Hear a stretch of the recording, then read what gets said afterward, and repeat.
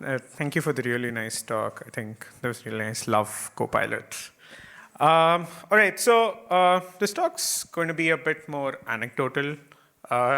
There's lesser content and probably more of just stuff that I have to say in terms of personal experience.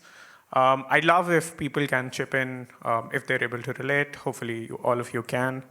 So I think this topic is slightly more personal, more in terms of I found a lot of people not talking about this. I've personally seen plus talked as I was researching for this talk to people about how they sort of face this and what are their thoughts on this, and that's sort of what I'm going to cover. I think the idea, and I'm just going to move ahead. So I think this talk is mainly from my perspective of an open source contributor. Again, I am not a top tier contributor or anything of that sort. I'm just a regular person who does a 9 to 5 job, finds a few hours, makes some contributions, and feels happy and goes to sleep, right? And hopefully, some or all of us can somehow relate to that. And as all of us, I think this talk also centers more around centers more around what contributors feel and what is it that maintainers and people in the community can do to make newer people feel welcome and get them there. So this is majorly why I'm doing this talk. I think it's a combination of just understanding, not just me, but people who are listening to this talk, that you're not alone in it. It's hard for everyone. It's part of the process of being an open source contributor. And a lot of times, people who are often new to open source, it's very hard for them to sort of make these contributions, and often holding back is why it's not the answer, right? So very standard definition of imposter syndrome. So I'm going to define this I'm sure there's a Wikipedia definition, which I've also looked at, but what I found imposter syndrome, especially for software engineers, is you trying to hold back because you think that you're not as good and you probably can't make those, you can't either contribute to a project or you're not smart enough to work in this particular industry. I felt that right from the start of my career to especially in the pandemic, where it just became a bit more lonely. And as I've started to talk to people about it, I've realized multiple people have faced this. This is a survey which Blind did. It's fairly old, unfortunately. It's in 2018, but I still feel very relevant. So imposter syndrome affects almost 58% of tech professionals. So 1 in every 2 person that you meet, or rather 3 in every 5 people that you meet do face what you probably would face as well. So why is this happening? I think a large part of trying to solve a problem is understanding why is it that it's happening. So this is something which I face a lot. It's not really a proper scientific term. It's called imposter adaptation, which is no matter how much you've achieved, no matter how much you've learned over the years, you keep coming back to the same feeling and think that you don't know enough. When you start working on new projects, so I have seen this over my career. Every time I either start a new, I start to work on a new open source project, I found it interesting, but making that first contribution is always the hardest. And that's when, because you don't know anything, there's this huge overwhelming feeling of making the first move. And that's where a lot of people often get stuck. This is something which I've recently realized. As you're a software developer, if you've found your own comfort zone, there is this dopamine hit which you get every time you create an MR and you want to create as many MRs as possible. A lot of people face this as they sort of move to senior roles as well, where you sort of move away slightly from coding. Especially people who go into management. So I think with open source, this hits as well when you're starting out. And even when you're sort of continuing, there's not enough traction that's happening, or you're not able to create enough PRs. So yeah, I think those are three things that I faced. Just want to open up into the room. Anyone who sort of relates to this or has anything they want to share about it, or they felt this for themselves? Yeah.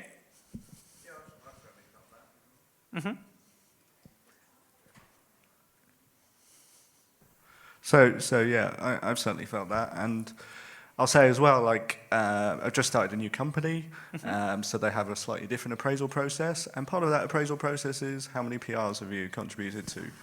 So it kind of like feels as you get more senior, you actually do. I don't want to say less real work, but certainly you're directing, you're maybe doing technical leadership, those kind of things as well. So yeah, I certainly agree and can understand that kind of aspect. Yeah. I think Salman there as well.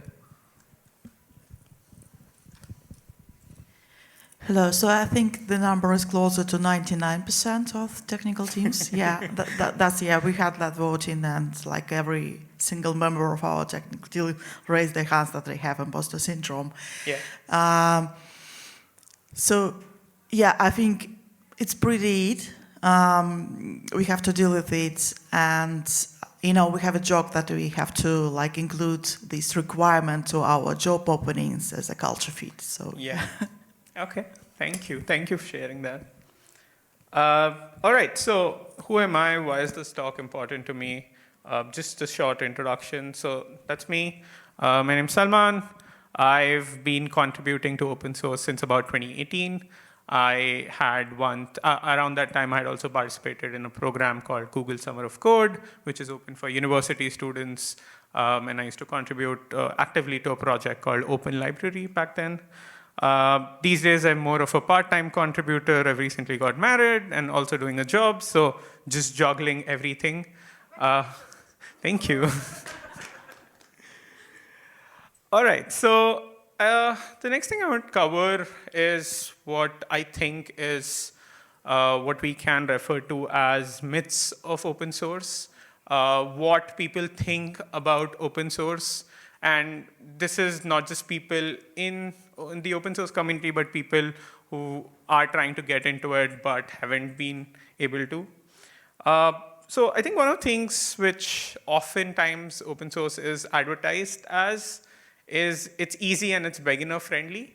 Unfortunately, that sort of, so there's two parts to making a contribution, right? One is setting up a project, and this is with respect to code contributions at least. One part is setting up a project, and then the second is solving the problem. The first part is which is easy, which everyone thinks, okay, that's what I can do.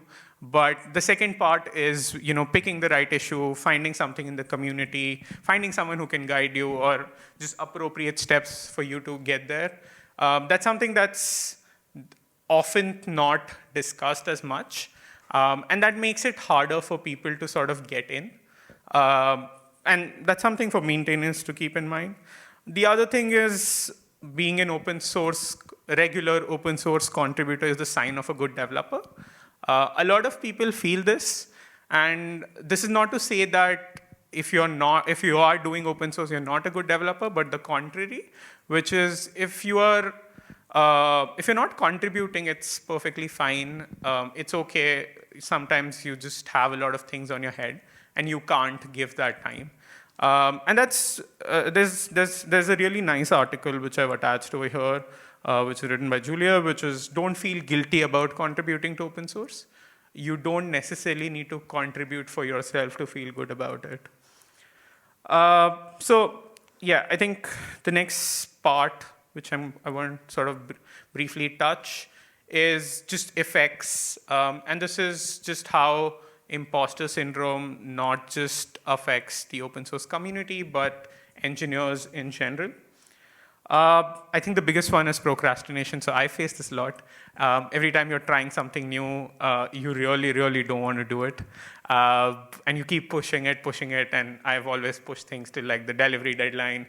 And then eventually ending up doing it and thinking, okay, this was not so hard. And then just start with something new, right? So the initial part of doing something, and especially when you're facing imposter syndrome, is it's very hard, and because it's hard, you just keep delaying it as much as possible. The next one is because a lot of people face imposter syndrome, and because, so we had a very simple example is we had an example of the Linux kernel, right? And because people think the Linux kernel is this mythical, well, not mythical, but this super complicated object, which is just rocket science, and I will never be able to do it, you don't see as many new contributors getting into it. You don't, and that community, it's very hard for that community to expand itself. And that is what is often a problem. The other thing which a lot of maintainers often keep complaining about is, you have people who, initially commenting on your GitHub issues saying, can I take this up? Can I take this up? And then as they're going over it, they eventually decide, and this is a fairly recent term called quiet quitting, but it's more about people eventually just disappearing, or just doing some smaller tasks like around documentation and stuff, but major things which could drive the project are just not being able to are being taken up by people. Anyone has anything to sort of speak about all of these? Anyone who's felt things, especially the procrastination one? Yeah? Yeah, there's always so much to do, and Yeah. you want to do it, but you're like, oh. Hi. So there's always so much to do, and you keep telling yourself, okay, I'm going to get to this, and part of it is because in your mind, you're thinking that it's not simple, it's going to take time, Yeah. and then that's why you keep pushing it. And then, like you mentioned, like once you get to it and you do it, it's very simple. Sometimes it's just like a couple of change of code lines that needs to be done. But I think it's just your mind. You keep playing this game that this is hard and you don't get to it. Yeah, yeah. Another thing which I have seen, at least for myself, and hopefully others might relate, is especially when you're facing imposter syndrome, you feel like you have to prove it out to people. So you try to take up many, many things, and then you just have this huge plate, and then because you have so many things, as she mentioned as well, you just try to keep postponing everything, and then in the end it's just this large thing where you're not doing anything. So I face that personally. Yeah. Yeah, I think you kind of exactly described what I go through earlier when you said that you leave it up until the deadline and then realize it wasn't as hard as you thought. I often find myself doing that. Yeah. And I think part of it is, in this space, there's always something new and there's always something more to learn, so you just never feel like you know enough to get started. So when you just have, sometimes all you need is just a little bit of knowledge to actually get it done, but you feel like you have to know it inside and out before you get started. That's definitely something that I've realized. Thank you. Hey, sorry.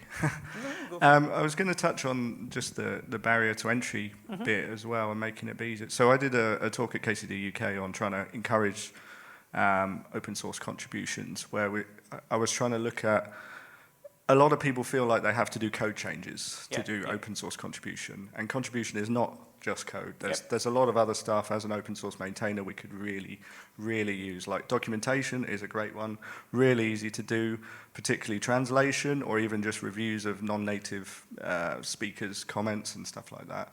But also things like issues and reproducing them, reviewing pull requests. You don't get the kind of that dopamine hit when it merges, but you have been involved in the process and you can kind of understand it a bit.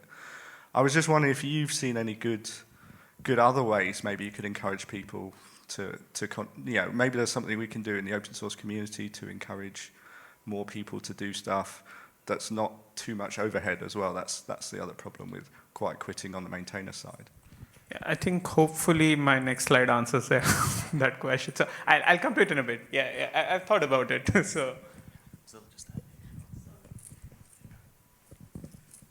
Sorry, I would like just to share some ways we found to maybe just to cope with this problem. So the thing is to set a certain frequency. You can do it once a week. You can do it weekly basis. So allocate some time for it. For example, one of our most frequent contributor to open source, he flies a lot. So he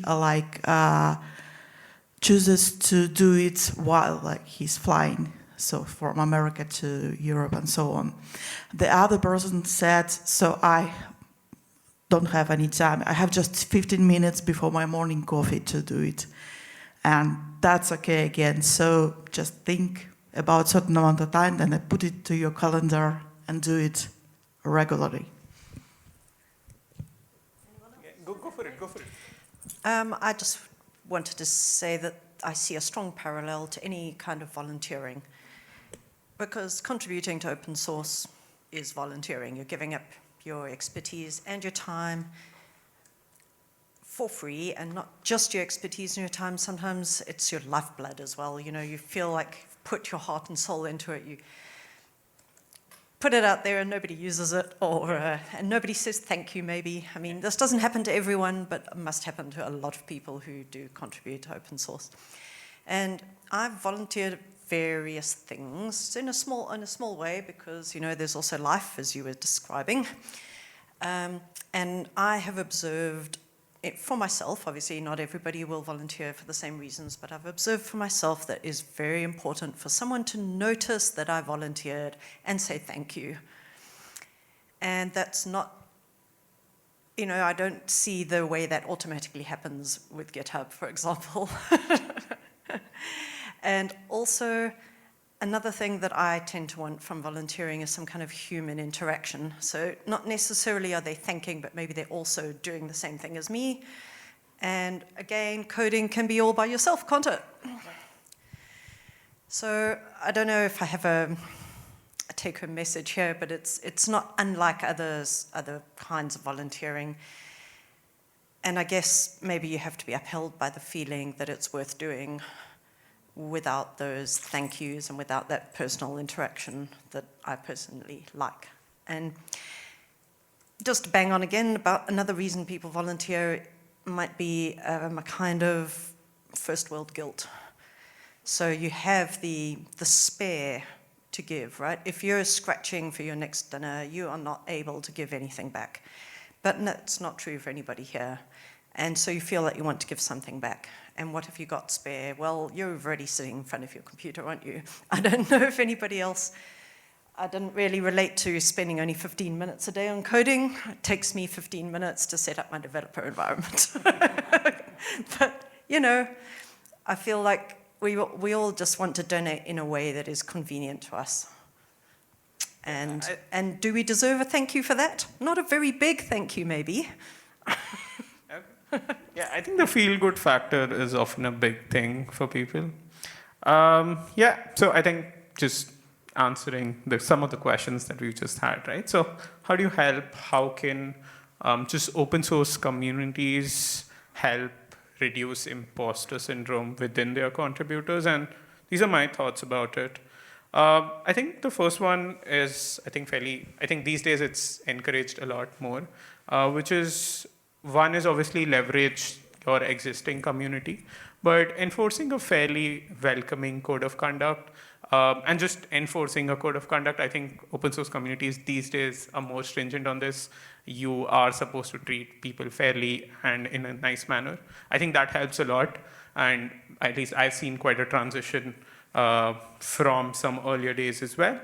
But I think the second thing, and this is something which I have seen happen in companies, not as much in open source communities. Yeah, there's usually, you know, and this is the point, I think, that what you were talking about, which is how do you sort of tell people thank you? One way to do it, obviously, is just have a Slack channel for thank you and just tell people thank you. But I think the second thing, which is fairly more important, and this is, unfortunately, I'm sure this can be automated at some point, is if you're able to give out some measurable metrics for new contributors, telling them, you know, you have contributed X commits or X pull requests in the last 30 days, and this is what we've seen from you, and thank you for that. I'm sure people are already thinking of writing a Slack bot for this. But that's a really nice way of encouraging people, and I do see, I think the point about volunteering in person and, you know, contributing code, the difference is often just the element of having more appreciation for open source contributors. And then as a contributor, well, Okay, I have 4 minutes. So I'm going to finish this and then maybe come back if anyone has. So these are my last slides. All right, so what can I do? What has helped me overcome this? Uh, so I think one of the biggest things and biggest takeaway from this one sentence is probably don't freeze. One thing I've learned, and this sort of ties back to the procrastination point that we were initially talking about, which is as long as you think less and start doing more, you will, and as you start getting into the mode of action and start continually learning, you will be able to at least move forward. And I don't know if that completely solves it, but I've seen myself get better at doing things as a result. The other thing which I have particularly felt is, and I don't know if this is for everyone, but often there are star contributors in every open source community. Often these are just founders of the project or just the maintainers who are doing really well. And I particularly tend to idolize such people, mainly because I really appreciate the work they're doing. And especially when you talk to them, you feel like you've learned a lot out of them. But because you keep idolizing them, often you think what they can do, you can never do. And as a result, that just leads to lesser confidence. So what I have felt is try not to put people on such a high pedestal. At the end of the day, they have started from probably where you are starting, and learn from that and go forward. And then I think the last thing is just try to work on small positives as a contributor. As someone said, maybe just once a week try to see if you can put out a commit, or maybe once in 2 weeks if you can try to put out a commit. And it's okay if you're just celebrating that. And yeah, I think that's about it, but just want to go back into the room. I know we have about a few minutes, about 2 minutes, so maybe if someone has something to add. I think there's someone. Yeah, sure. Go for it, yes, please. Yeah, no, I just wanted to say that sometimes when you lead a team, you might also be reluctant to put up a PR because you might be thinking that the people you're leading, your direct report, might judge you and therefore uncover that you're not fit enough to lead them. Yeah. But I think the thing that helps is to remember that you're not there just because you're the best coder in the world. You don't make mistakes, and you're there because of your other skills as well. So it's okay to get a comment about you hit this or that. Yeah. So that helps as well. Yeah, absolutely. That makes just to add to that, obviously, if you're a leader or a manager in your organization, is to make sure that your teammates have a feeling of psychological safety in the fact that they can make those mistakes and they can push those without fear of repercussions. Yeah. Anyone else? Yeah. I was just curious to know, do you feel that if there's say a Discord channel or a Slack group rather than an email distribution list, does that affect? Because if I see a distribution list, I'm like, that's scary as hell, right? Whereas if I'm just putting a message in a Discord channel, it feels far less sort of interruptive to people. Yeah, what I have felt often, this is my observation, is whenever I am writing an email, I tend to be as detailed as possible because I don't want to keep sending repeated messages. So I try to make it as detailed, as descriptive, as elaborate as possible. And I think this is sort of like me treating email as Telegram and Slack as a call. So what I have found that people are often more formal on email, but they often tend to open up more if there's a channel like Slack or Discord. But it could just be like a generational thing, maybe. I'm not sure. Yeah, but that's been my observation. All right, I think we're almost on time, so that's me. Those are my socials. In case anyone wants to connect, happy to chat, talk. I live in London. If you want to catch up sometime, would love to chat. And yeah, I think that's about it. We are at time. I'd like to say well done, Salman, for being